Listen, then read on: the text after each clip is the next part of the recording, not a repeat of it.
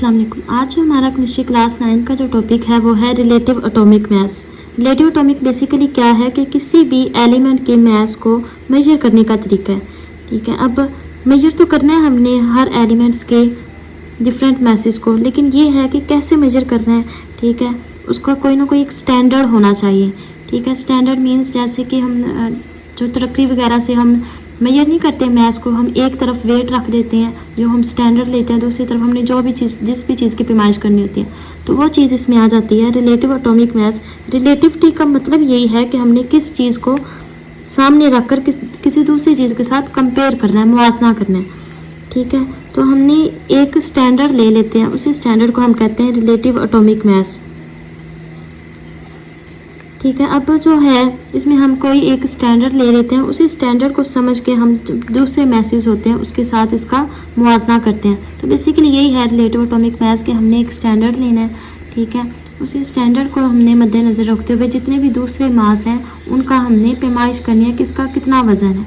ठीक है, अब ever since the existence of atom was recognize, जब पहचाना गया कि एटम जो है वो वजूद में होता है, द केमिस्ट वर ट्राइंग, साइंसदानों ने जो केमिस्ट थे उन्होंने कोशिश की टू फाइंड आउट, पता लगवाने के लिए अ मेथड, एक ऐसे मेथड के बारे में which would allow them to compare the masses of different atoms, जिससे क्या हमने जिससे उन्होंने कंपेयर करवाना शुरू कर दिया जितने भी मुख्तलिफ एटम्स होते हैं उनके मैस को।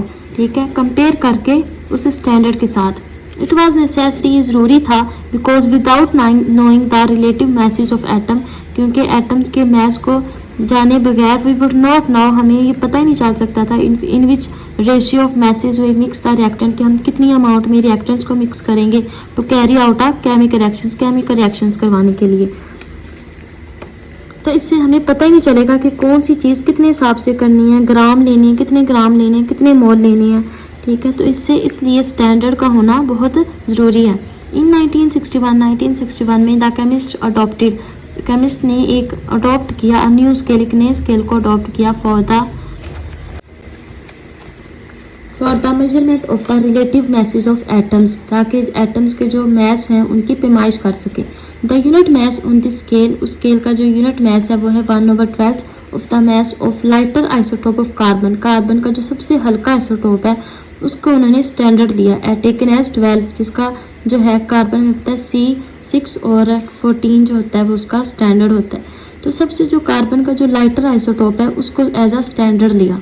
The mass of one atom of carbon on this scale is exactly 12। जो कार्बन की जो एक एटम का जो मैस होता है, वजन होता है जो वो 12 होता है। And the masses of the other atom, जबकि दूसरे एटम्स का जो मैस होता है are measured relative to this unit, उसको हमने फिर इसके साथ कंपेयर करके वजन करना होता है।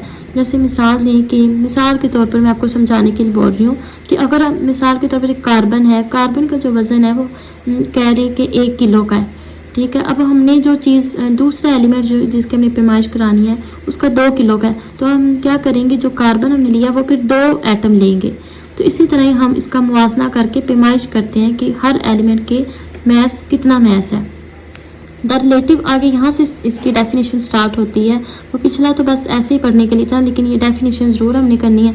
The relative atomic mass of an element के जो मैस है इस थस डिफाइन, उसको हम डिफाइन करते हैं कैसे, as the mass of an atom का जो मैस ऑफ दैट एलिमेंट के जो एटम होते हैं उसके जो मैस है रिलेटिव उसका मुआवजा करते हैं to the mass of light isotope of carbon taken as 12, कि कार्बन का जो सबसे हल्का आइसोटोप है, हमें नहीं पता था कि कार्बन के 3 आइसोटोप होते हैं, C612 और C613 और C614।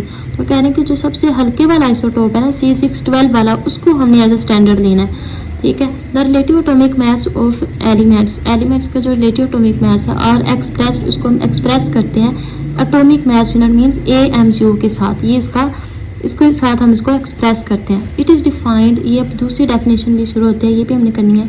It is defined as 1/12 the mass of an atom of carbon 12। ठीक है, कि एटम का जो है कार्बन एटम जो है उसका 1/12 जो हिस्सा है वो इसकी डेफिनेशन में आता है। 1 AMU इज इक्वल, या इसकी वैल्यू है किसकी इक्वल होता है, 1 AMU 1.67377 मल्टीप्लाई 10 की पावर -27 kg। तो ये MCQs में भी आ जाता है, ये आपने वैल्यू अच्छे से याद कर लेनी है। For example the mass of 1 atom, ठीक है, जो हाइड्रोजन का जो एटम का जो मैस है मिसाल के तौर पर वो क्या है 1.007 है, ठीक है। एटॉमिक मैस स्केल जो साइंसदानों ने एक स्केल बनाया था। Similarly the mass of one atom of sulphur, जो सल्फर एटम का जो मैस है वो क्या है 31.972 AMU, ठीक है। तो आगे एक्सरसाइज आ जाती है, वो भी कर लेते हैं। How would you compare the masses of the atoms, आप एटम्स के जो मैस है उसको कैसे कंपेयर करते हैं ऑफ मैग्नीशियम एंड क्लोरीन। तो इसके हमने मैग्नीशियम और क्लोरीन का हमने मैस बताना है, तो ये मैंने कैलकुलेट कर लिए थे। आप इसका जो है मैग्नीशियम का वो है 24.3 AMU, जबकि जो क्लोरीन का है वो 35.45 AMU, ठीक है। तो आज का टॉपिक हमारा इतना ही था। होप सो आपको समझ लग गई होगी। चैनल को सब्सक्राइब और लाइक करना ना भूलिएगा। Thank you so much. Okay, अल्लाह हाफिज़, टेक केयर।